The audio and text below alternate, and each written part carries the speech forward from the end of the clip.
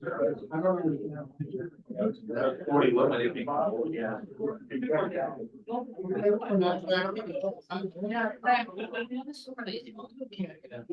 I think that's the problem. We'll go ahead and call this council regular session to order. It's Wednesday, February 21st. The time is 7 p.m. Please join me in the Pledge of Allegiance. I pledge allegiance to the flag of the United States of America and to the republic for which it stands, one nation, under God, indivisible, with liberty and justice for all.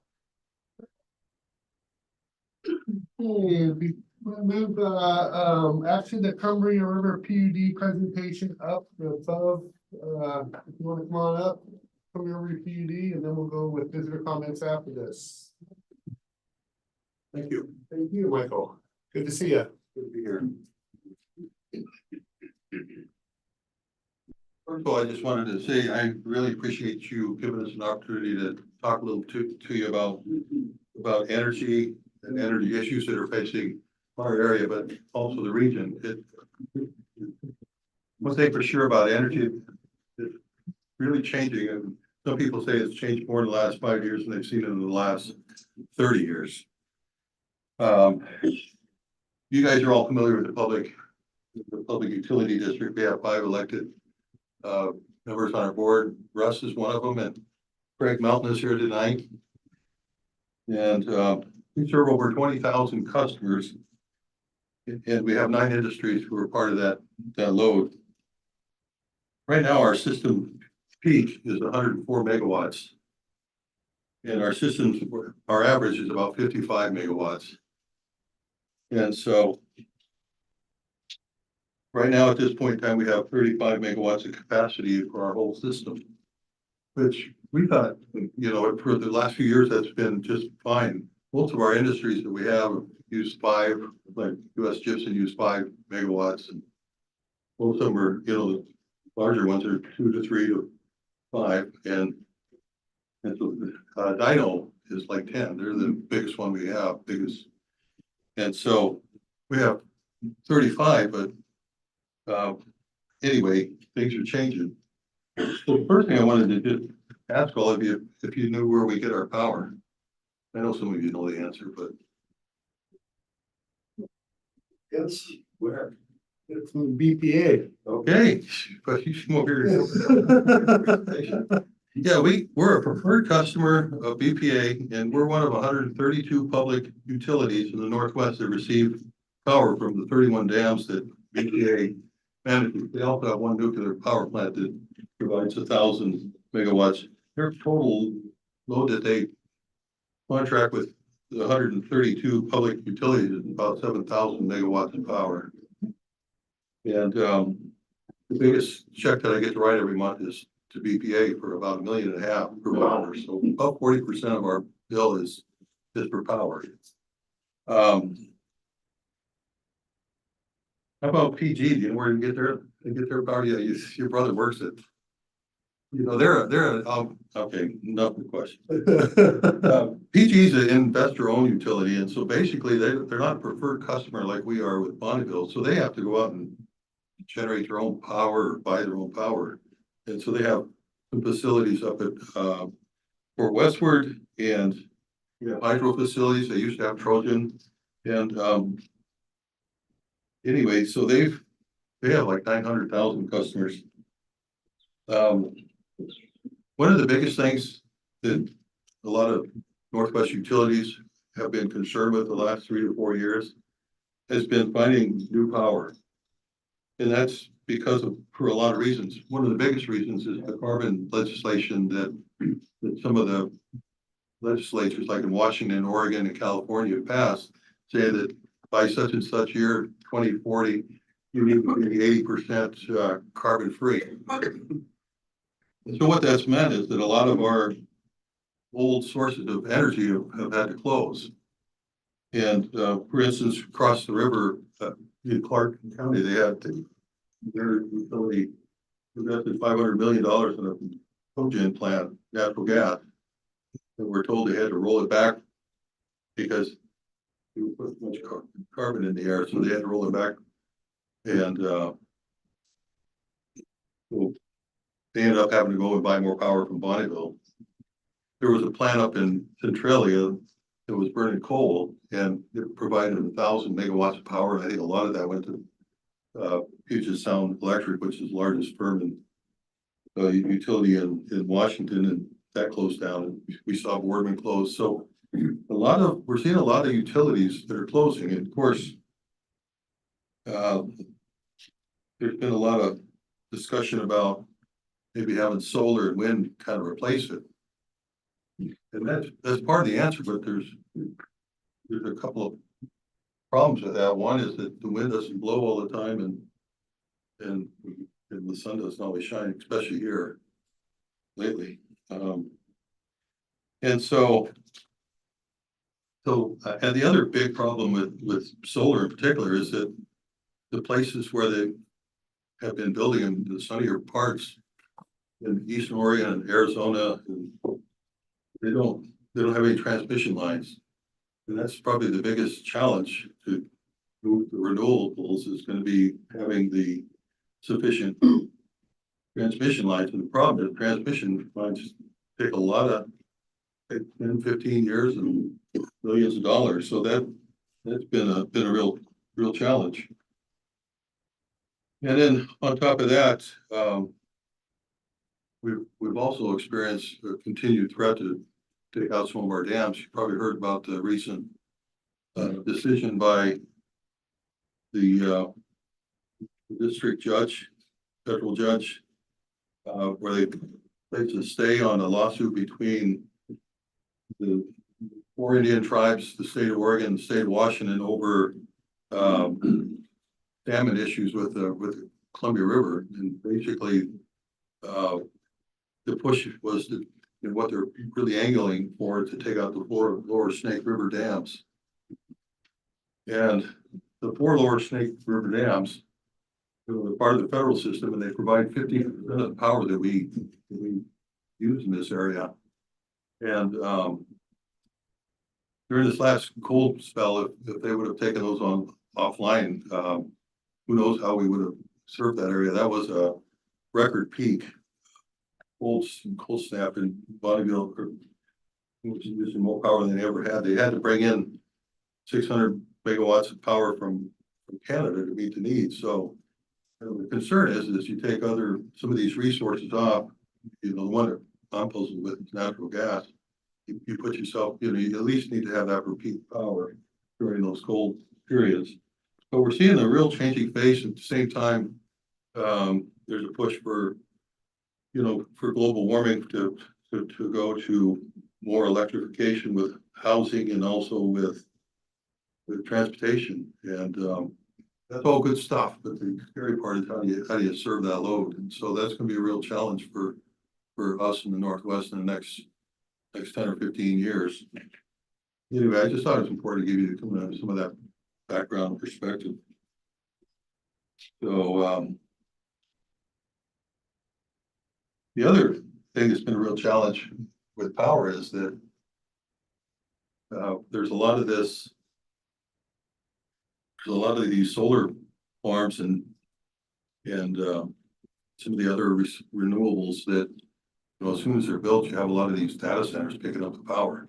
And so there's this fierce competition for power. And it's because people are having to shut down this and replace it. It's been really, really difficult to do. So anyway, that's a little bit about power. And the good news with power is that we're a preferred customer from Bonneville. So if we need additional power, Bonneville has a statutory requirement to provide it to us, which is really good, because not only do they have the 7,000, but they also have, that's what their conservative number, but they have a tier 2 pool that we have access to, and that's far below the market. PPA, because of the Northwest Power Act, that was signed in 1980, is required to sell us power at cost, and they can't make a profit, which is great, and that helps us to keep our rates lower. This last year, we raised our rates for the last 3 years, basically 5%. And probably saw Pacific Power and Light just raised theirs 17%. That was the third rate, and the reason that their rates went up, a lot of the same reasons, having to find new resources. But again, we're pretty lucky because finally we need another 10, 15 megawatts, and that's their charge. So anyway, up on the screen, can you guys see the screen? Okay. I'm right here. Yeah, basically, I wanted to just kind of give you an overview of our service territory. It's kind of the light blue there. We have about 240 square miles. And up on the north side, you see in pink Clascanine. They serve the city limits of Rainier and basically Clascanine and the Wanamill. And to the west is West Oregon Electric. And then the blue down at the bottom is PG, and most of that's Sauvie Island that you see there, and a little bit south of Scappoose. They run along, and then they have basically 200 acres here in St. Helens. So that's their service territory. But I wanted to also talk a little bit about transmission.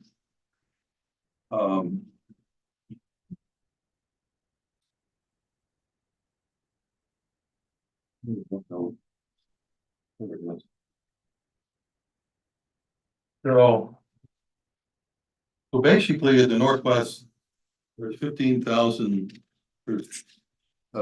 Bonneville has 15,000 miles of transmission lines. That's 3/4 of the transmission lines in the whole region. So they're the big dog when it comes to transmission. And the rest of it is provided by folks like PGE and other privates. And so in our area, if you go to the next map, that shows you our service area in this area. You guys know this, but you see the PUD service territory in the kind of the green, I guess, and then the blue is PGE's territory. And so next slide. This shows basically the transmission that comes into our area. We have two major lines that come here that serve our area. One is along the river. That's called the PGE to Harborton line. It runs along the river from Linton all the way. I think if you go to the next, well, you don't need to go, but it runs all the way along the river, goes through Scappoose, along all the industrial areas, and it ends up at Boise. And then you see the yellow line that kind of goes north to south. The next one over, that's the Alston to St. Helens line, which is owned by BPA. And both of those are 115 megawatt lines. And if you look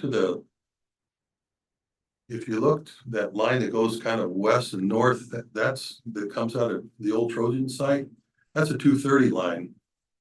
And that goes also to the south. And you can go ahead and kind of go through the next two maps. It kind of shows how that travels. You can kind of see how it comes down here through St. Helens.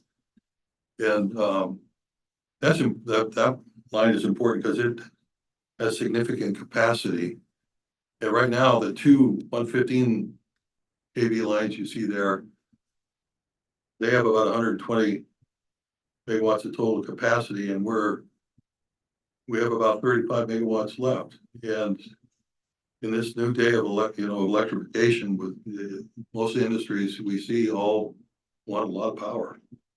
It's really surprising. So basically, over the last 6 to 8 months, we've seen a real uptick in interest in the new industry, and particularly in St. Helens, and also a little bit in Scappoose. Part of that was Project Sprint, and initially they wanted 80 megawatts, and then they were looking at building a plant in Scappoose, and that was going to take 35 megawatts. And then there was then Armstrong. There's been a lot of interest there, and now there's a company that wants to purchase that. They want 9.9 megawatts power a year for 10 years. And then I understand there's interest in the old Cascade site and somewhere in the 10 or 15 megawatt load. So basically, if you add those four projects up, we're looking at over 200 megawatts of power. And we have a 35 megawatts of power available. So, one of the things that we're trying to do to address that, we've been meeting with Bonneville, with PG on a regular basis, particularly Bonneville, because they have a requirement to serve us.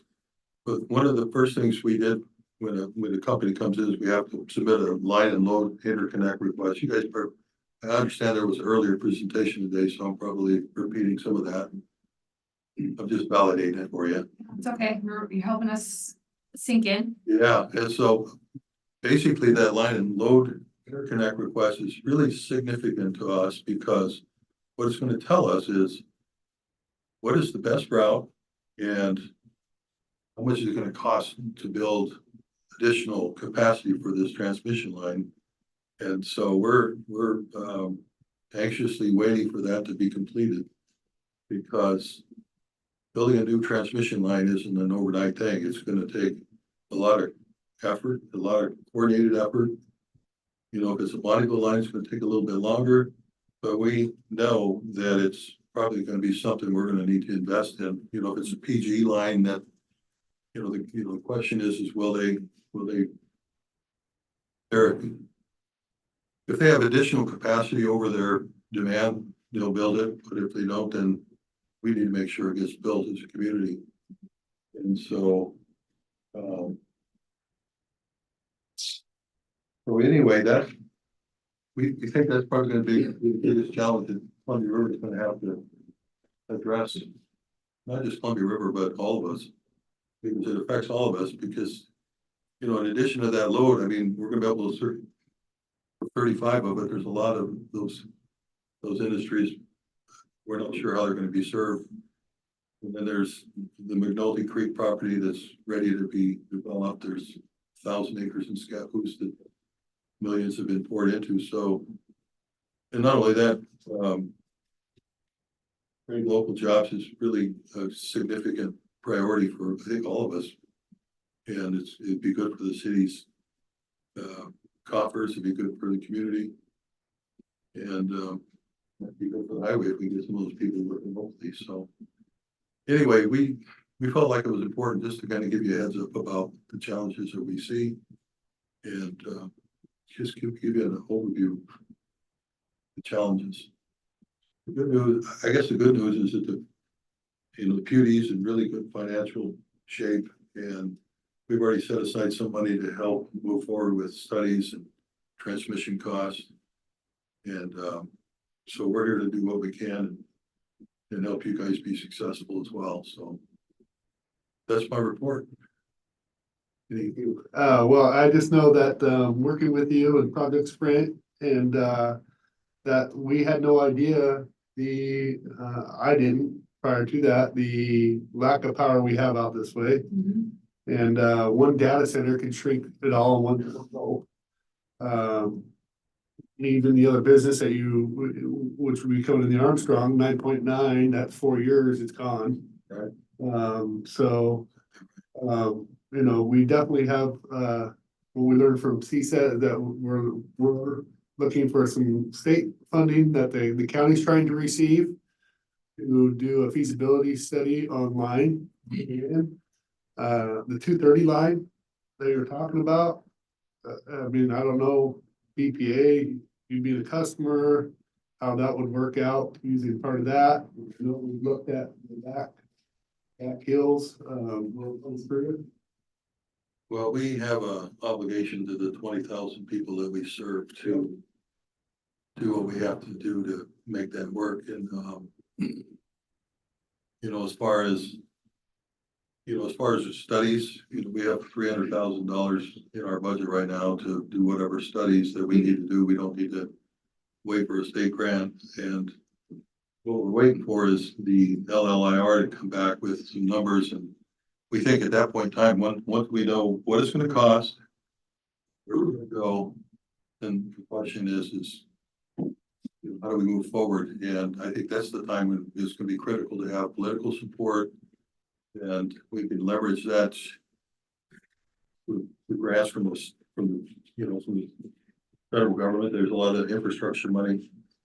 And that was the nice thing about the solar project, especially if they went with a larger project, is that helped force PGE and, to build that line, and it gave us an opportunity to access some federal funds, so that, There's no doubt that they would be here if we had the power. Both plants would be here. We've had enough meetings with them that we know that to be true.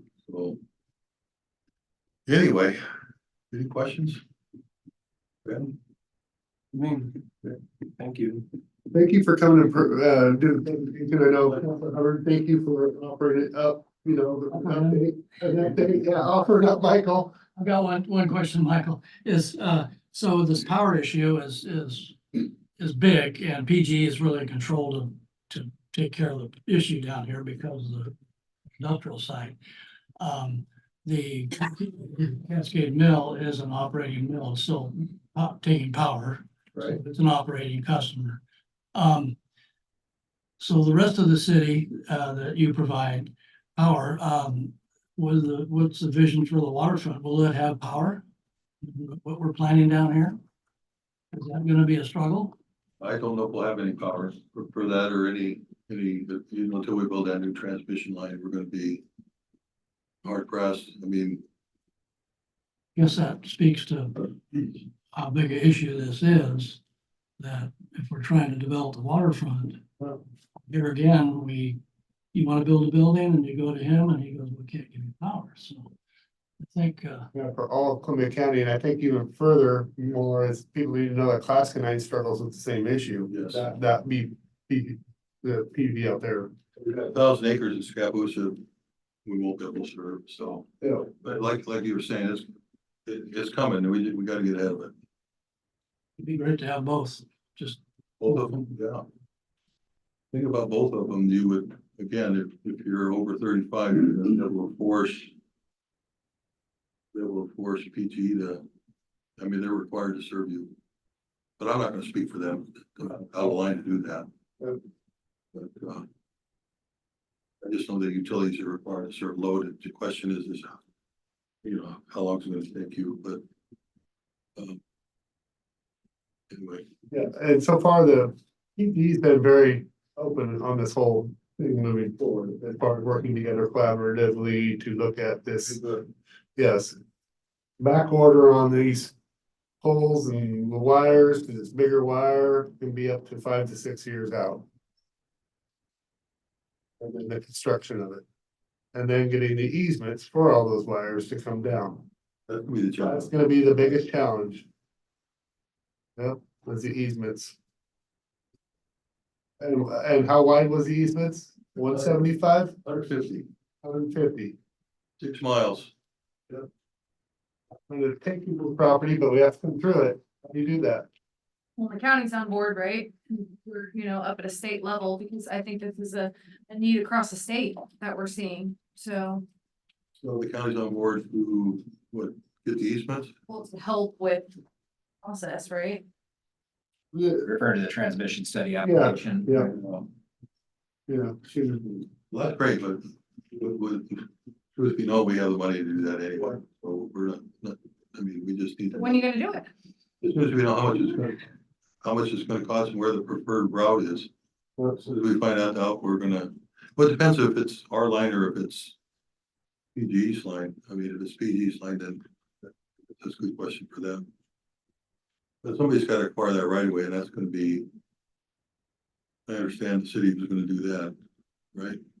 Well, that was what PGE wanted the city to do because they're the ones that were trying to back that part. But I think if we have a local PUD as part of that, I think it should be a collaborative effort in moving forward. I think anybody from any of those customers in that light blue area should be aware that you had up there, the light blue, what you serve should be aware of what the power struggle is gonna be. So even if we brought in light industry, which took minimal power, we are still, if we do nothing, we are still, what's the outlook? That's my question to you. If we took 5 gypsum plants and a couple more Dyno Noble, where are we at? Yeah, Well, we have 35 megawatts, however, basically what we've done in the past is we've kind of tried to target smaller loads like US Gypsum. They still create 100 some jobs. yes, They're important to the local economy, and we need to serve that. But the larger loads are, like the semiconductors and whatnot are kind of a new phenomenon. A lot of the larger loads are located up in the Dalles area, Amazon, Google, and Hillsborough actually, so. well, I'm ready to go talk to our federal legislation. Hand in hand with other electeds and make sure and get that push for that infrastructure money to start happening immediately. Well, what we wanna make sure of is that once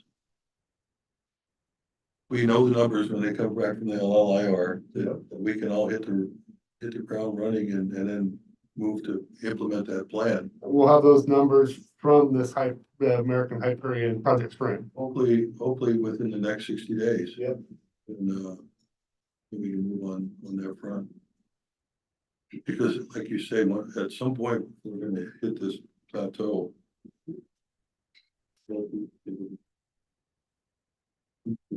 You guys own the Boise side, you have 2 projects that are a total of 50. I don't know how much the other project is. I know Sprint's 35. But anyway. Questions? Well, thank you. Thank you. We all have our work cut out for us here. Yes. So I was just wondering if I should call, if Craig or Ron wanted to come up here or not before I call another visitor comments, because I imagine a lot of people are here for that. I'm responsible for this model. You wanna come on up and just state your name for the record, please, Ron? Sit down or stand up. Oh, you can do whatever you feel comfortable doing, Ron. Yeah. I kind of like to talk to both, I guess, at the same time, so Yeah, I'll kind of move back and forth. So I'm Ron Hoteling. I'm a 3rd generation lifelong St. Helens resident. Have worked with most of these guys for 40 plus years as a contractor on the Boise site with Cascades and Boise and other companies that have been there over the years. And so we all know there's a plan in the works to possibly restart the paper mill, to restructure it and make it run for another 100 years. And I ask all of these guys to come. These are when we talk about the Boise site and the jobs that were lost there, and that these are the guys that lost those jobs. And as a community, they represent a pretty good cross section of the town out here. And we wanted to show you guys that the community supports bringing that mill back online and being able to bring these guys, their jobs back. There's contractors in this room and employees and that have had that be a huge part of their livelihood for a long, long time. And a lot of these guys are multi-generational on that site, just like I am. And, so we would like you to help us to push this project forward and bring those jobs back to this town. We're ready to go to work and make that happen, soon. I know there's issues with power and we want to help you guys work through that and work with all the other entities to make this all happen. So, I don't know. I think most everybody here is with us. So can I just get a show of hands of who's here to support the paper mill run? Yeah, pretty much most everybody there. So. That's all I've got to say. Yeah. You have any questions for Craig and I, or? Well, I was just introduced to Craig too outside and To do that. Go ahead and state your name for that. Yeah, my name is Craig Allen. I've met most of you, I guess Jessica, and I met the mayor today. I haven't seen this many paper makers in a room for a while. We are interested in restarting the paper mill. Our biggest hurdle is this power issue that everybody's talking about. Both the PUD and PGE have struggled in this area. The power brought into the area was for the industry that was here.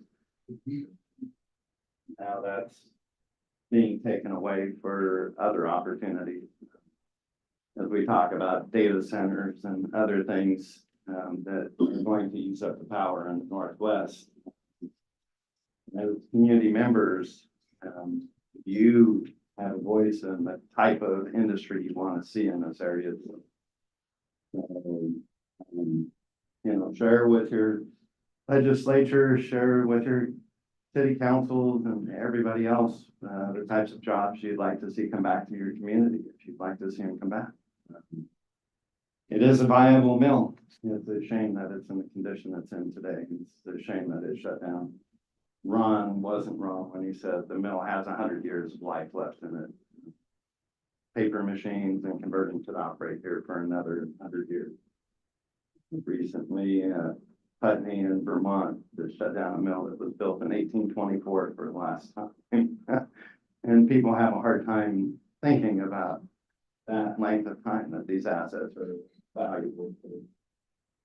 Like I said, it's nice to see everybody come out and support the community like this and support the type of jobs that they want to see in the community. Thank you. Thank you, Craig. So I know that we are, the city staff has been showing the mill off and, it's no, secret that we have the Cascade lifting machines there.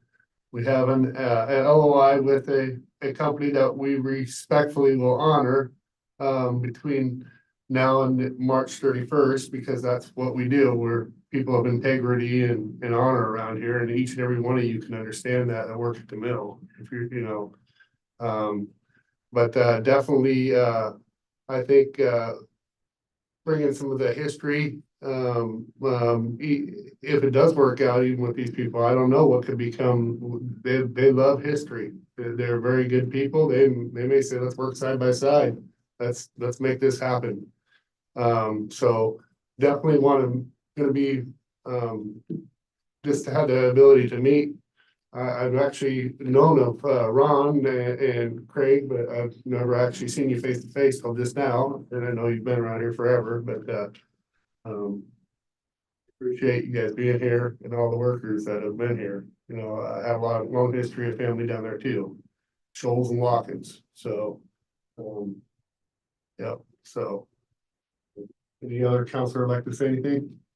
Just add, I had the opportunity to visit with Craig and Ron and hear their presentation. I won't speak for the others that did, but liked everything that I heard. That mill is near and dear to my heart. It's what brought my family to St. Helens, 1926. My great grandpa was one of the first people that worked there, and my uncle was one of the last ones to walk out. So I would love to see that mill started again and have a place where generations can work and make a living. So I hope that things work out, and would love to see you all back to work there. And I think it'd be a great thing. I'm Brandon, and I met with Ron. I'm the same with Brandon. I want to see this. I want to make this work. If there's any way possible that we can do it. So everything that I heard, I was on board with. I thought it was a great idea. I thought everything's in place to make it work. But like Mayor said, we do have that LOI that we have to respect. And it's coming up to an end here on March 31st, right? Yeah. And let's see what we can do. But, and I just want to reiterate what we heard from Michael Sykes. If we had the power here, it fit their plant, their big plant, because they wanted to do a big plant, just so you know. It's solar cell manufacturing. They wanted 2 plants. They wanted to invest 1.5 billion into our area. $500 million into Scappoose and $1 billion here. And they weren't building it to not even touch that mill. We had the power here. I know for a fact we can make it work. It's that power issue that Mike, and that's how detrimental. You know, this other proposal has been narrowed down to about 750 million investment and about 1,800 jobs. Versus it was 3,000 jobs originally. Mike, you've heard the whole presentation, so has Russ, for a little while, I think. On those numbers, so that's what we're dealing with, and I think it's very vitally important that you all get behind. Us, and we're working with, the PUD, PGE, let the county commissioners know, that your state representatives know. Let, legislators know that we have issues out here, and we have a big workforce with a lot of industrial property between Scappoose and St. Helens. We have well over 1,000 acres. Yeah, so a lot of that's hard to come by right now in Oregon, having that big of industrial property. It is. We are very valuable in that sense. But if we don't have the power, it ain't gonna happen. So thank you for showing up, you guys. We really truly appreciate it. I walked to, with Ron and the, company. And I also walked to with a couple other people, and their main interest was scrap. And I thought, well, after I hear this group, it was like they could get those machines running, serviceable. Another 100 years, I didn't even know that. That's out of a machine that's already been there so long. That's amazing. And the turnaround time is, as far as other projects involved and everything, is immediate employment and operational within months. And it's just such a, godsend for this community to have employment right away like that. You've got the people waiting to go back to work, I think, from what it sounds like, and what could be better? So there again, we've got this agreement that's been signed. And but I'm so in favor of this that I'm in favor of both things, but this is so obviously great for the community. I want to see it happen. The two projects aren't mutually exclusive. We can all work together to, have that site, have both. Having more jobs in this town is just. Absolutely. Yeah, well, it's great because you both independently talked to me and us about what your wants were for the site. And you all came to the same line to divide it, which is great. It's just, you guys want that and these guys want that. And it sounds great. So, and it all comes back to negotiations with both companies, obviously, but the power issue. So you can see where we're at with the power. I think that's the real thing. So. Don Hibbs, I'll let you speak for Union President, Don Hibbs. I'm just curious, during all these discussions, is there any discussions about cogen on site? There's already natural gas, power lines are there, there's plenty of water. The byproduct from a steam cogen would be the steam to run the mill. Any excessive electricity would go back onto the grid. And I understand we're underneath the carbon umbrella, but that's 14-year. Looking into, that's a very smart, yes. That gives you 14 years of running that. And they can then, like you said, most projects are 6 years out. You've got plenty of leeway there, but it also brings back, If we can get start expanding from. that might be the key right there. Supply all the power you need. That's a good point. So I look forward to being able to actually meet and speak with you guys tomorrow. I know you've seen the mill and stuff, but those are all good points that I think we could bring. I don't know that they can stop us from making power on our own property. I don't know. I don't think so. Originally, Boise was going to do it. What was that, about 20 years ago? I think it was, who was going to bring the cogen in, but Boise backed out of it. So one time the plans were in the works. There are other paper mills in the Northwest Do that. use cogen as Okay. See if you can print up some of those models and shoot us, the council, the information, okay? Maybe a little bit of information on that. I appreciate you guys showing up. Okay, so now I'm gonna open it up for some visitor comments, unless you guys have any other comments you'd like to make before. I would just add too, like Counselor Hubbard said, there has been other parties interested in restarting the mill. But what makes the difference in my mind is you guys, you know that mill, Yeah. you know the mill site like the back of your hand, you know the machines, and to me, that makes all the difference. All right, I do have one question. yes. The power that's down there now, will that stay there or will that be used elsewhere? That 20 some down there now? that power that's down there now, we were told that we have to replace that, the transformer down there. Cause it's really old and outdated and, it's actually arcing sometimes down in there.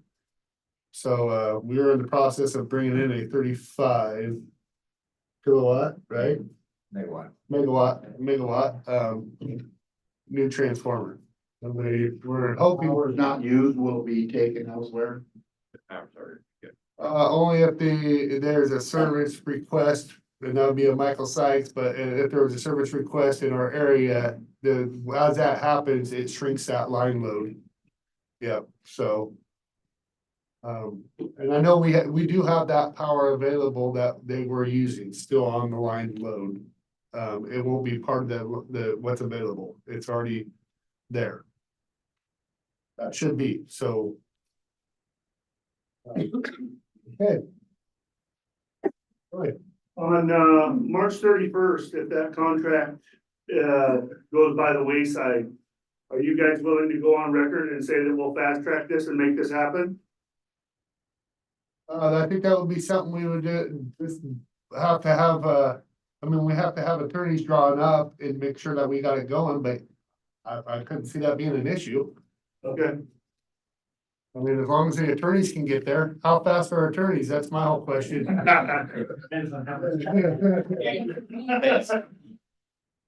My luck is that they're not that fast, so. Okay, so now I'm gonna go ahead and open it up for visitor comment, and this is a essential part of government that we give you 3 minutes to speak up here, and we'll be taking notes of action if needed. If you'd like to come on up, please state your name for the record and keep it to 3 minutes or less.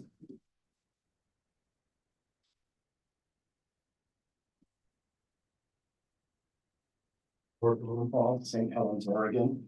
I wasn't gonna talk about this.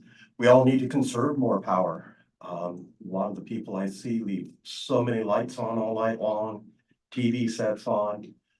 Personally, I have a little 840 square foot house with solar. And I use just a little over 200 kilowatts a month. So there's a real goal for you to have a house that's and try to be sustainable. The reason that I'm here to talk about is increases. At the last meeting or so, we talked about and people said that they did not like that you guys had that fee go from $3 to $10 for the public, for the police department. First of all, I am in favor of police, don't get me wrong. But when you put things on our water bill, especially huge things that you want to eventually run up to $25 is what I keep hearing. That's a huge impact. When you talk about a police station and stuff, it should have been on the levy that people should have had a chance to vote for it. I don't go for stacking our water bill with a bunch of fees and everything else that have nothing to do with water. Your last increase going from 3 to 10 is 233% increase in one jump. If you guys go even higher, go 10 to 25, that's an additional 150%. No bills should ever be going up that much.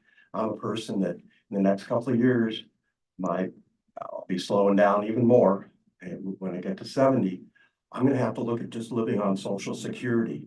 And if you guys start jacking our water bill up with the police stuff to $25 in the next year or so, before we know it, in another 10 years, it's gonna be 50, it's gonna be 100, it's gonna be more than our water. We should be able to vote on things like that. It should not be on our water bill. We were talking about a levy. We should see if the levy goes. People at the last meeting talked about that they thought that we should have a levy for the police. Now you want to keep the police thing on there, expand it and have a levy. I do not understand how you think that we have that much money in our pockets.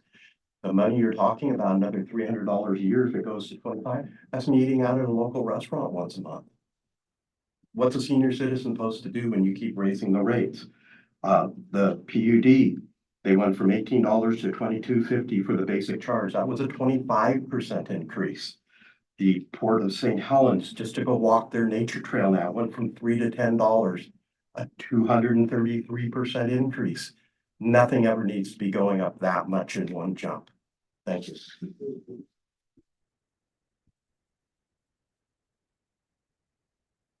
Other visitor comments?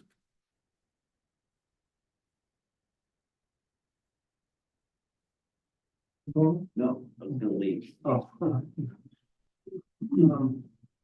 Yeah, I most never agree with Howard on anything, but couldn't be more agreeing with him on that topic.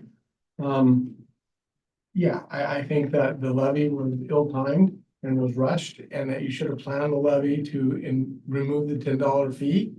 And I think it's also ridiculous that you think that your backup plan is just to build water bill if we say no. To me, that's ridiculous. The water bill's been illegal since the day you put it on there. Make a levy.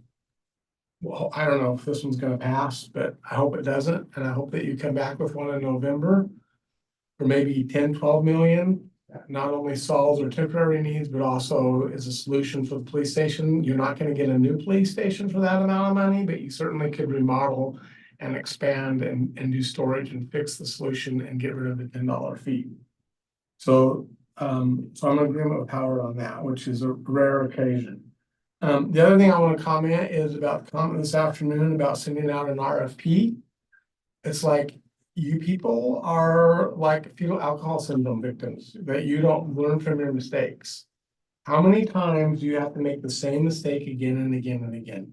You started the First Street project without planning to have the budget and have the contractors to do that job. You now started the Cowlitz Street project, which was gonna be the amphitheater, and you didn't plan for that, so it's over budget and you're gonna just take out the stage. And now here you are in the middle of our season and you're gonna do an RFP for tourism. This is the stupidest thing I've ever heard. You're going to have her contract in and then try and switch in June. This is stupid. I don't mind an RFP. Frankly, I hope you do an RFP because I think E2C is way underpaid, and they'll probably put an RFP that doubles or triples their salary. So be prepared for that backlash when the RFP comes back and everybody is more expensive than what you're already paying. But I do mind that you're trying to do it in the middle of the season. Do an RFP for 2025. Great, go right ahead. You have no concept, zero, about tourism, how long it takes, the process it takes. It's like, how clueless can you be? Do you honestly think that in the middle of 13 nights, we're gonna switch tourism directors?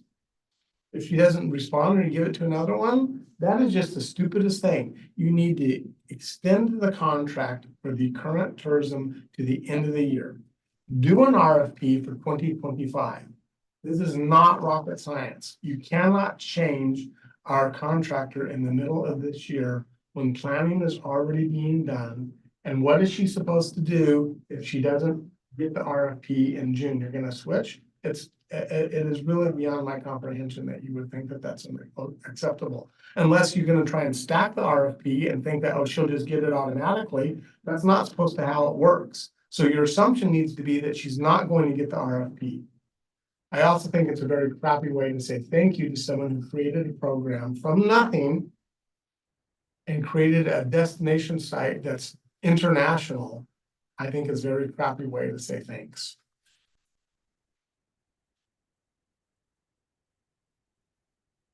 Other visitor comments?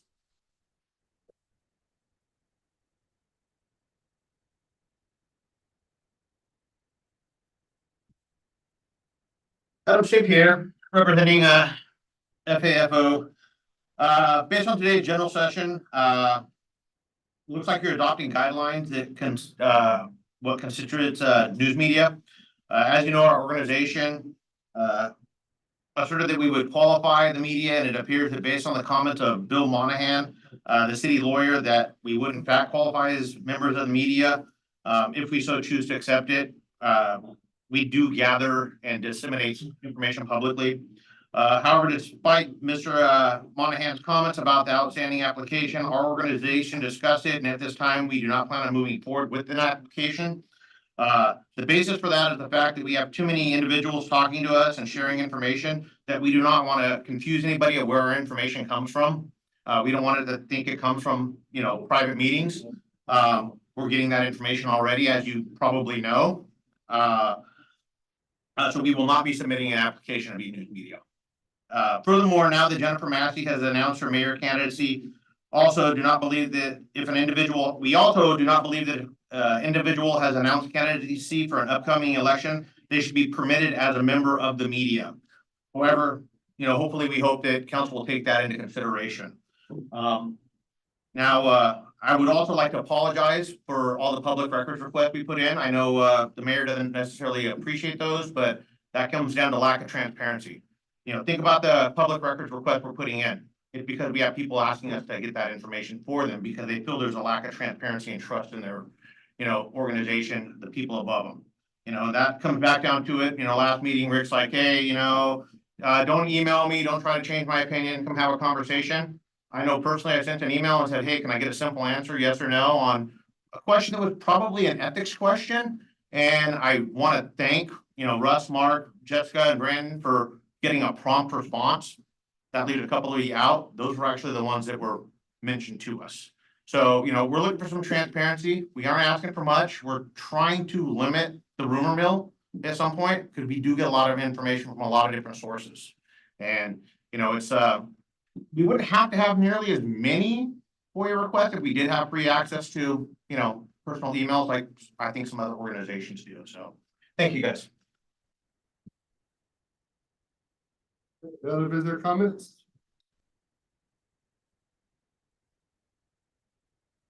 Good evening. I'm gonna try to talk fast because I have a bunch here. Sandy Gilbert, Mills resident.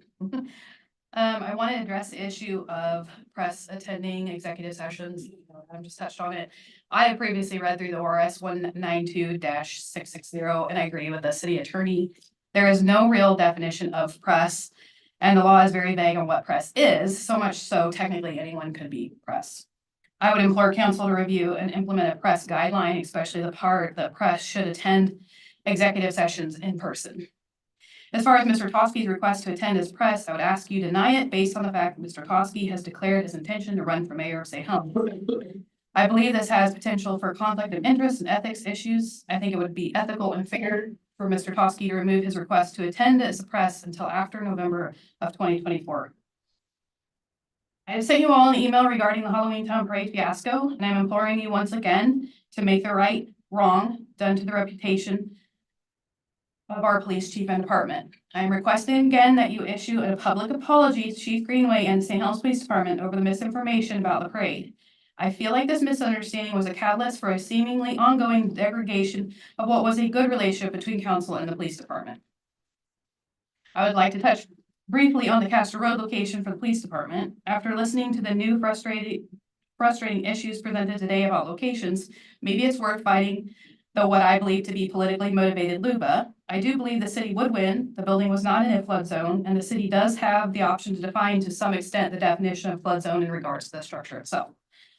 Lastly, in a special session with the St. Helens Police Department Association, a vote was held. Council voted to keep the $10 public safety utility fee allocated for construction of the new police department. I understand you would like to amend the wording to free up the use of money if needed for police services. I would support this if there's an increase in the fee for public safety. However, at this same meeting and vote, the other issue that was voted and promised was to explore the public safety utility increase of $15 and how we may approach the fee.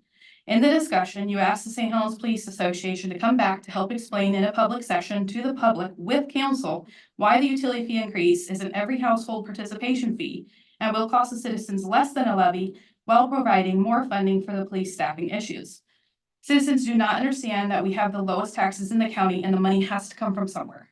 how we jumped from the understanding that the utility fee was going to be the way to fix the staffing issues to a rush levy that has to be voted on in May, was put together in 3 days, is just shocking to me.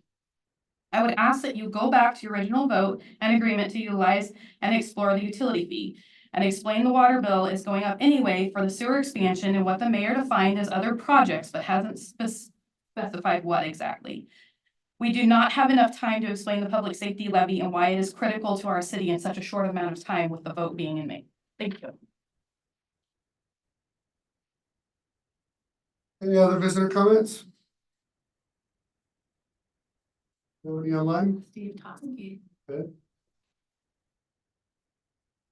Steve, go ahead. Thank you, Mayor Scholl, Steve Toski. A few comments. First, I was very much, I sat through the work session and then the work session. I think that Council President Chilton's stating that the Planning Commission should be involved in the site selection for the police station is absolutely correct. I don't think that there should be I think a joint session is nice to talk about it, but I think the Planning Commission should be talking about site location. The problem with the site location process as it occurred previously is that the overall city plans of the beautification of the Holton Business District were not even taken into consideration. We have a plan in place for the beautification of the Holton Business District, and one of them is to eliminate blight. And the two sites being considered in the Holton Business District, where the police station currently is, and the two buildings next to it, as well as the current site on Columbia Boulevard, would eliminate blight and would improve the situation. I like the idea about fiscal management. I think this should completely come out of the hands of administration. What I see the administration doing is spending our money quite recklessly, and there definitely needs to be a review of the cost of this thing. The administration already said it didn't even think it could get the job done in building a police station for $10 million. That's just out of sight to me, and I'd like to get Councilor Hubbard's opinion on that. I don't know why we can't build a building in St. Helens for less than $10 million. Sounds ridiculous to me. And administration's been leading this, and they should just get out of it. And that's been a problem from the very beginning. You know, I don't want to argue the legal issues. If the city wants to go ahead and renew the appeal, go right ahead, and we can let Luba decide. And then as far as my application to be at the executive sessions, I more than qualify, which is a legal opinion expressed already by council, by your council. I provide a lot of written information. I answered every bullet point that Mr. Walsh asked me to do. I hope you've read those materials that I've given you, but I absolutely qualify as a member of the press, should be able to attend executive sessions, which I understand are really not reportable unless specifically authorized to do so. Really, one of the only reasons I'd be going there is as a watchdog function. To make sure that things aren't being discussed that aren't supposed to be discussed in executive session. And then to prepare for further stories. And I do run news every week, practically, either in print on Town Talk Cafe or as part of my radio show. I'm happy to answer any questions you may have in that regard. And the fact that I may or may not run for a political candidacy has no bearing on whether I can be a member of the press, which I am. And thank you. Thank you. Okay, do we have any others online? No. Okay, so let's go ahead and talk about the request for approval to attend executive session. Consideration of application of Steve Toski of Town Talk Cafe to qualify as a representative of the news media to attend council executive sessions. And I also want to remind you, we have Matthew Call on. If anybody needs a reference to legal.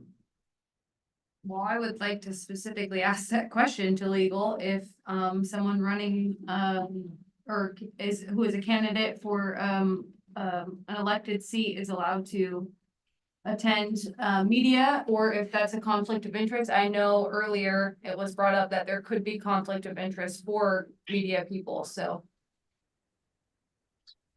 Yes, good evening, Mayor. Good evening, Council. The request here is as far as a news media representative. There's nothing in the Attorney General's rules or in statute or in the various opinions that have been issued that discuss whether a political candidate would be able to attend if they are also a news media member of the news media. But I think the question that would be before you is if there's a member of the news media, a representative of the news media that makes a request to attend the executive session, whether the council will allow that.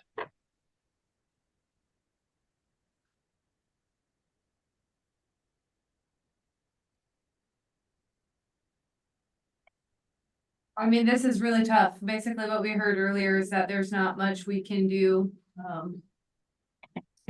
So. Based on what we heard this afternoon, I think he's qualified based on what we heard this afternoon. And I was listening in earlier when Attorney Monahan was presenting. One thing that I think he wanted me to mention afterwards, I had discussed with him. There was a question of attending in person or virtually, and he provided some of the comments on that. One additional thing is that when the law was updated a couple of years ago during the COVID to allow for attendance virtually or by other electronic means, the language said that all meetings excluding executive sessions must provide members of the public an opportunity to attend by video or by phone or electronically. I think that may be a reason why some of the other cities that you've, I think, forget which councilor had mentioned it before, may not allow or may not request that anyone from the news media attending it to do so virtually, but rather have them there in person. So that is one thing that council could do. And the other item, just to make sure Attorney Monahan had spoke about that if a governing body determines that an individual as a representative of the news media may not allowed to attend, an executive session, that a complaint could be filed with the OGC, the Ethics Commission, against individual council members. So he wasn't sure whether he had stated that. He just asked that I had restate that for you. I think it would be my preference that they do attend in person. Me too. Mine as well. I wouldn't go with the online thing at all. Whether the camera's on or not, I think if there's anybody could be listening. There are sensitive matters discussed, and like I said, we don't know what's happening on the other side of the camera or who's listening. And I think it's the best interest that they be here in person.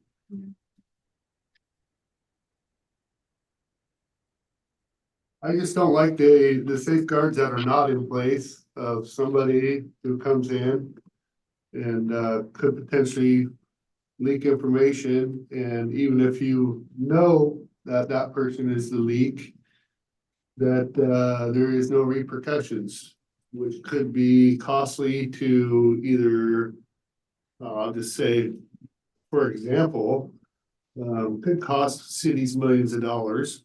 And I just don't feel it's very, very frustrating, what classifies media nowadays. And as Councilor Sunding pointed out, Oregon is one of the only states that does this.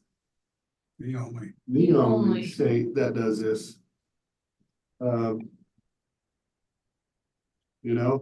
It's just, that's my only. That has nothing to do with if Steve qualifies or not. That has nothing to do with it. That's just what it is. Yeah, Mayor, the one thing that I would remind you and anyone else who is leading a session, when it starts, whether it's the current applicant or another member of the news media, reminding yourselves to always request at the beginning of the session that any of the information being discussed may not be disclosed. I always do. Yep. Or So just a reminder for that. Or recorded in that, only to the subject matter as typically, announced prior to this meeting.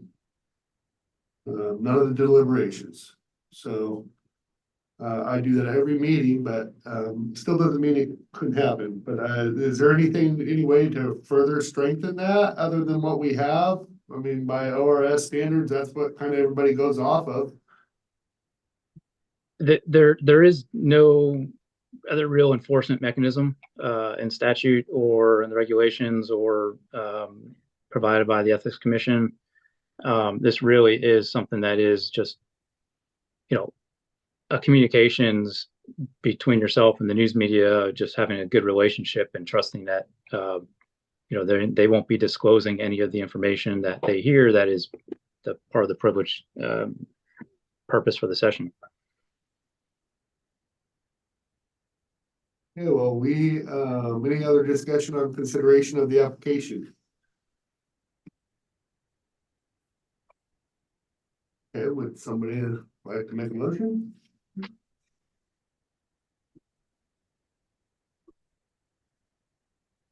I make a motion to grant the approval to Steve Toskey to attend executive sessions as a member of the news media. I'll second. Okay, motion's been made and seconded to approve consideration for the application of Steve Toskey. No discussion. Yeah, I do find it kind of odd that somebody who has already spoken that they're gonna run for mayor is gonna be sitting in on an executive session. But he did meet all the qualifications. He produced everything he was asked for, and it appears that he meets the qualifications, so any other discussion on it? It mentioned having a condition about in-person appearance. Oh, yeah. Put that on the motion. Yeah, so is that your part of your? Yes, and not just this specific case, but all cases of the news media, I would request that they be present in person. We would limit access to those present. Okay. That's what you're seconding? Second. Okay, my discussion still stands the same. So we have a motion that's been made and seconded to approve Steve Toskey as a news representative with the Town Talk Cafe, but that all executive session that the attendees be in person.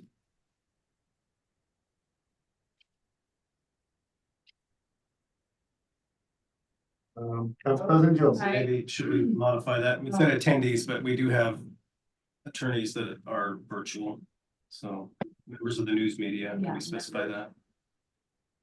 Yes. I don't even know what Kathy's got over there. Yeah. She's got something. Yeah, news media. You're also gonna need to, when you make a motion on the policy and the resolution, we wanna put that into the policy about needing to be in person. Is that on here? No, it's just, this discussion means that you need to, Make it policy. and then that policy. Yeah. Okay, so Council President Chilton. Aye. Council Sunday. Aye. Council Gunderson. Nay. Council Hubbard. Nay. Was Gunderson a nay or a yay? Oh, a nay. Then, Supposed to be nay? What was Rick? no, There. I haven't voted yet. I'm sitting here,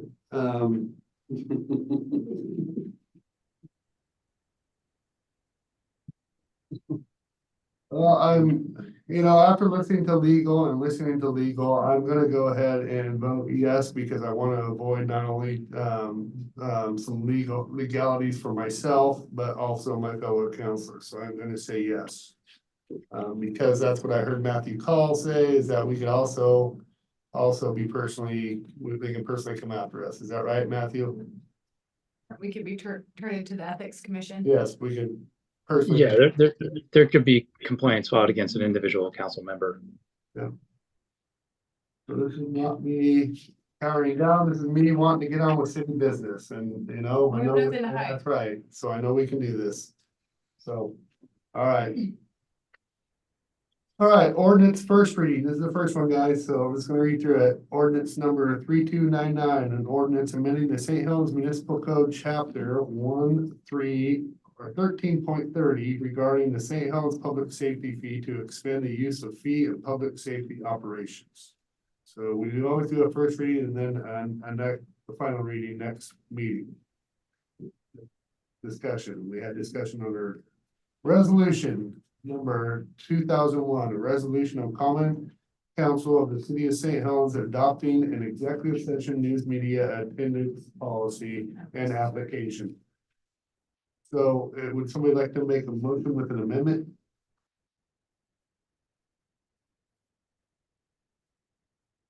A motion that we approve resolution number 2001 with an amendment that all news media be required to attend executive sessions in person. Second that. Okay, motion's been made and seconded to approve resolution 2001. Council President Chilton. Aye. Council Sundin. Aye. Council Gunderson. Aye. Council Hubbard. And I'm an aye as well. Okay, approve and authorize the signature. Business Oregon application for Castro Road Substation. 5, agreement number 2 to, or amendment number 2 to agreement with Columbia County for Columbia Boulevard sidewalk and safety improvements.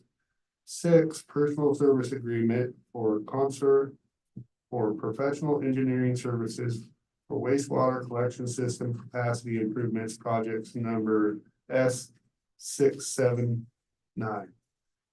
And 7, extension of agreement with Mayor Reed Inc.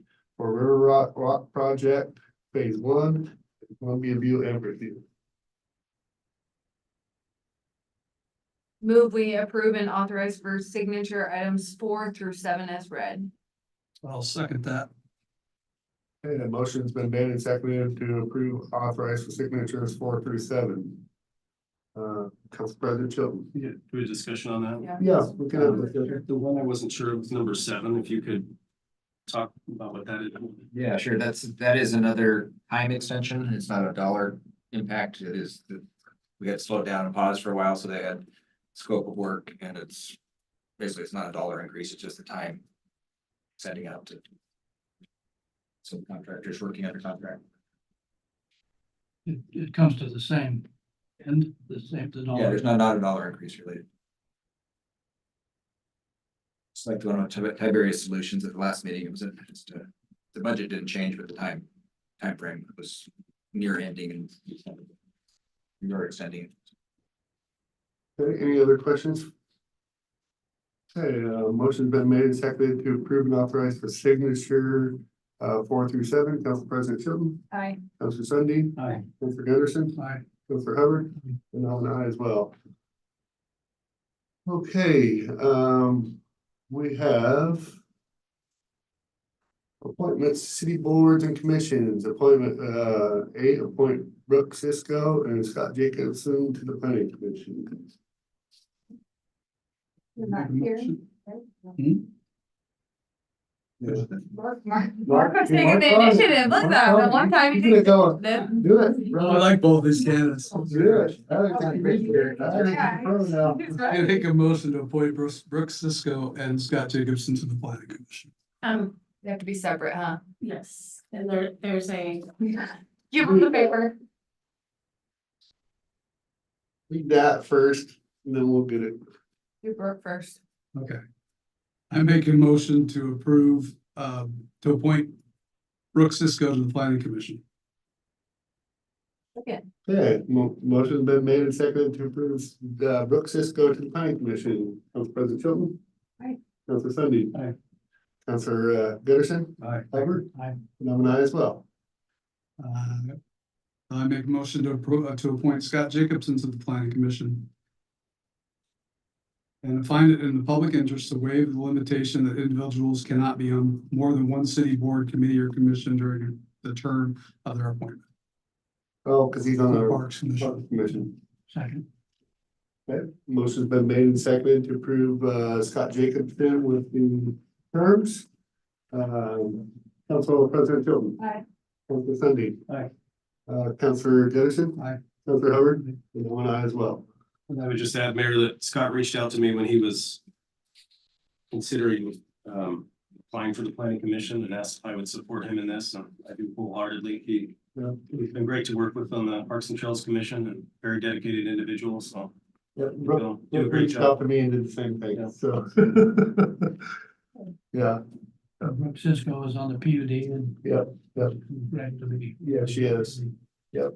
He's out there serving us every day, looking at, new powers coming in and new services. Okay, consent agenda for acceptance, 9, library board minutes dated December 11th, 2023. 10, Parks and Trails Commission minutes dated December 11th, 2023, and January 8th, 2024. Planning Commission minutes dated January 9th, 2024. Don't have me looking at the dates. You just have me scared there. Got it right. Yeah, I know I did. I'll motion that we approve or accept consent agenda items 9 through 11 as read. Second. Okay, motion's been made and seconded to consent agenda 9 through 11. Council President Chilton. Aye. Councilor Sunday. Aye. Councilor Gunderson. Aye. Councilor Hubbard. Aye. And one aye as well. Consent agenda for approval, request for proposal for realtor services. 13, council minutes dated December 13th, 2023, December 20th, 2023, December 28th, 2023, and January 3rd, 2024. 14, OLCC licenses, and 15, accounts payable bill list. Should approve consent agenda items 12 through 15. I'll second that. Motion's been made and seconded to approve consent agenda 12 through 15. President Chilton. Aye. Councilor Sunday. Aye. Councilor Gunderson. Aye. Councilor Hubbard. And I'm an aye as well. We did have one from earlier that we picked up and I forgot what it was. The chamber again. Yeah, that's what it was. Good organization. It's nice to attend those things. I think, the sponsorship has worked its way to show up that we're supporting small businesses. And not only that, supporting the chamber. Worth every penny that we spend on that. I would recommend that we get 2 tables this year, if we did last year, and I don't know what we spent last year. Table. Yeah. 2,000. 2,000. We were kind of thinking one table. Yeah. I know Rachel Berry has been nominated, so I think it would be good to sit with her. But I agree. I think it's important that we're there. I enjoyed it last year. I thought it was a great event. But I would feel better considering our budget situation. I would feel better with one table this year. Yeah. There are 8 people to the table. Yeah. Pretty sure it's 8. Pretty sure it's Yeah, 8. they're eight. well, me and my second person will be sitting with Avamere, so Avamere's gonna sponsor my seat, so that Well, that- gives you guys. I think that's, part of what I think we didn't fill all our seats last year, because I think we had. We did film. Yeah, it was the other one that we just had. We had some boards and commissions show up, some people. Yeah. Yeah. So. One table? Were you gonna be with PUD? You gonna be at PUD? Well, I was last year, but I was gonna spread the joy and maybe be with the city, but. It's PUD. I know. So if you need the seats, I'll just do the PUD. Okay. And I can go my own way if you don't want to be together. If it gets overcrowded, I can bow out. So I just need, Yeah, it's 500 for one table of 8 people. Okay. Unless you do the $1,000. Which was what? The champion. Promo, recognizing social media. Still a table of 8 though. I don't think we need to do that. I would go with a partner. Yeah, I hate to be cheap, but I think the partner, I think the partner's fine. yep, And you just want one table. yep. Tell her we're gonna lead a meeting this year. Her other request was about the award sponsor, if the city would sponsor an award. Those are really cool and I'm glad it's a really smart marketing idea. I don't know if we're in the place right now where we could do. I mean, that's my thought though, you know, I'm not the only one up here making decisions. I agree. I agree. Okay, okay, one table, lead meeting. All right, so any other things that we had that we're gonna bring up? Thought there was something, and I don't know what it was. It was just. All right, so let's go ahead and go on to, report. Proclamation. Oh, yeah. We have special guests here tonight.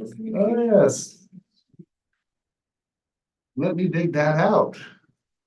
I better take a drink of water. I was first, wondering why too. you guys were here. What's going on over here? Okay.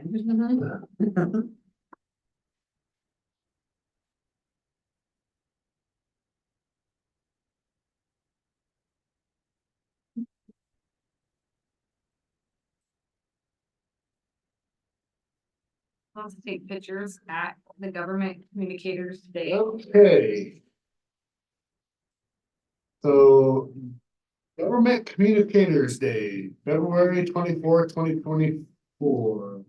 Whereas the role of government communications professions is to inform, educate, and engage their community. And whereas robust communication in government creates trust and inspires residents to take action and be involved. And whereas government communications creates relationships and calls to action, builds awareness and understands through storytelling, engages and fosters engagement on civic issues, and uses all channels to include people in critical decisions. And whereas it is an essential to have strong communication in government because it is fundamental element of living in a democracy where citizens have the freedom to make their voices heard. And whereas the city is proud to have deep gratitude and recognition for government communicators' professionalism, dedication, hard work, commitment, enthusiasm, and sacrifice. Now therefore, I, Rick Scholl, the mayor of the city of St. Helens, do hereby proclaim February 24th, 2024 as Government Communication Day. And yes.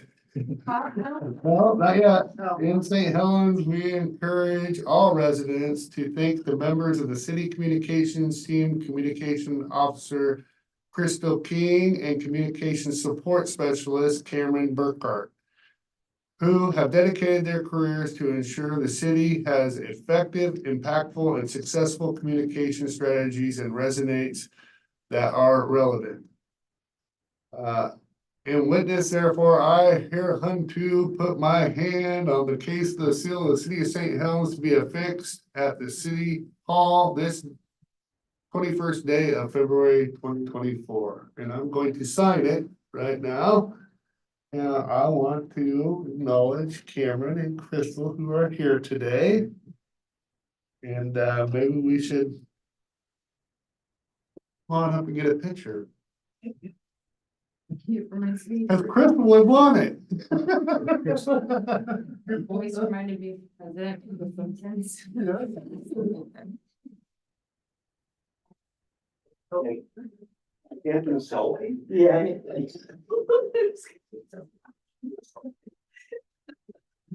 No, I don't. We couldn't do this without you. you want to be in the middle or you want to be not in the middle? I don't want to try to hold this where they can actually see it. I'm gonna take the sign here. Okay. Cool, one sec. Okay, although I'm gonna look, because I'm not Crystal or Cameron. Good idea. You said, are you better?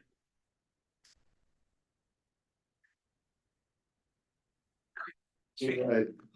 So you have to have Kathy sign it too over here. And I just want to thank you guys for all your hard work. I know it's hard to keep up on a city of 14,000 who has a lot going on. 14,500. 15,009. We're close to 15. 2009. Oh, we're officially 15,000, okay. So, but that we have a lot of moving parts and you guys do an awesome job of getting the word out on what's going on. And when closures are happening, when city hall's not open, when we have events going on at the library. When we have stuff going on in our community with our police, you're right there on it, and I just want to thank both of you for all your hard work. Yep.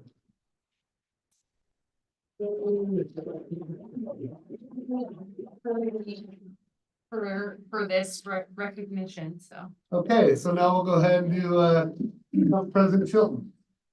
Okay. Took some notes this time, so I'm gonna just talk about some of the things I've been up to. I attended the community meal. Shout out to all the volunteers and Victoricos for the food. It was really awesome way to be in touch with residents of St. Helens and just be a part of the giving spirit of our community. And Victoricos, of course, brought some awesome food, and they had a lot of great servers and just volunteers that were super happy to be there. So I was happy to be present for that. I also attended the Urban Renewal Agency meeting and accepted the chair position. I'm excited to see this grow and understand how to utilize it to its full potential. We learned a lot about how it works, and I feel like it's still something that we have to pay attention to from time to time, even though it's not super fluent right now, but I know that it will be in the future. So I'm excited about that. Budget committee is in full swing. I'm happy to see good participation and interest in solutions and creative ideas during a challenging time. So there's a lot of passion in our budget committee, which I'm really happy to see. And just a lot of people that are spending a lot of time to know what's happening and just know all the facts. And I appreciate that. I also attended the Community Advisory Council for the Health Coalition. We participated recently in the Regional Health Assessment from Columbia Pacific CCO, which is the organization that runs the OHP in our community, for people who don't know about OHP or Medicaid. So they represent our residents that utilize Medicaid in the county. We got to understand a lot of the gaps in care. For instance, we are significantly understaffed for doctors. I know you heard us talk a little bit earlier. Rachel mentioned that, and I'm sure she was probably hearing the same things that I was. We are extremely understaffed for doctors. There's not enough doctors in our city or our county to meet the need for the people that live here. So that's a huge problem that we're facing. It was also an opportunity for me to bring some of my, government expertise to the table to share some of the difficulties that cities and government bodies have with expanding housing. One of the biggest issues we're always told is housing, like everybody has to fix this. What's going on in Oregon with housing? But housing brings people, which means that we have to meet the needs for infrastructure. We can't have more housing if we don't have, more water and utilities and sewer and police and schools and medical, and it all has to come full circle. So that was an opportunity for me to talk about that a little bit and seeing that side of things with trying to meet the housing need. Some of the things I have upcoming: open house for Avamir's remodel is tomorrow night from 5 to 7 p.m. So everybody's welcome. We're gonna celebrate our beautiful new building and have some refreshments and just talk a little bit about the best senior care in the county. Also, South Columbia County elected leadership meeting is next week, which is a good way for our whole county to talk about local issues and talk about collaborations. We only do this from time every once in a while, so it's a really good time to really see what all the cities are doing, what the counties are doing, and try to talk about some of the problems that we're facing and how we're going to solve them. I can guess we're going to talk a lot about power. That's all I got. Thank you. Councilor Sunday. Yeah, it's been a busy couple weeks. Lots of meetings, trying to keep all this stuff straight and manage a full-time job and try to see my wife and kids every now and then. So it's been busy, but lots of good stuff going on. So just want to again thank Crystal and Cameron, recognize you for your hard work. I'm always amazed when you come and give your presentations about how much goes on even on a daily basis, all of the requests that you receive. And so doesn't go unnoticed. So thank you. I'm excited again about a possible opportunity to bring industry back to the mill site. I think that would be a great thing for the community and happy to see the support of so many of the former workers here tonight and excited to see where that goes. Last week, the Parks and Trails Commission met on Monday. They were interested and delved into the contract of Sand Island. We had Brad Hendrickson from the Sand Island Campground come and present, and thankful for him and his time. Some improvements are coming to Dalton Lake soon with the help of the Columbia County Museum. They're providing information and photos for some historic kiosks that are going to go down near Dalton Lake. And then plans are also going forward on the urban trail that's been under development for a couple years now, about 4 actually, I think.